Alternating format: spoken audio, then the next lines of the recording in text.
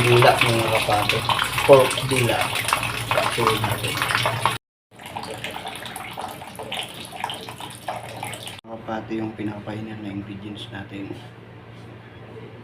sa paksiw na dila. Mga kapato, pinakapainan natin sa paksiw na pata.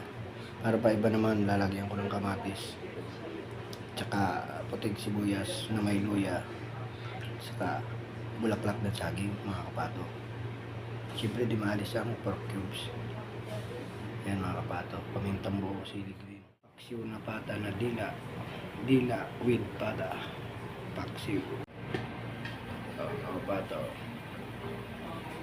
Paksiw, dila with pata. Ito all ingredients. So yan mga kapato, yung dila ng baboy tsaka pata. Paksiw pang request ni boss.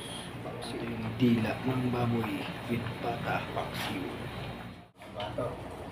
Ano natin ito mga kapato? Asan yung dila? Andiyan sa ilalim. Ba't may kamatis? Relax ka lang, boss. Paiba naman ito, boss. Pero masarap yan, boss. Dito ka na mga kapato. Andito na nalalagay mo? Ano yan? Para malambot siya. Pag sa kawali, hindi. Mga kapato. Paminta. May dila.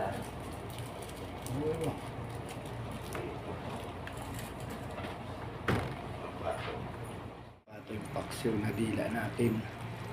Pork dila. Vinegar, suka. Cubes. Nakapatong bulaklak. Yung saging. Ayan mga kapato. Paksiw dila with pata. Recipe ni Kapato.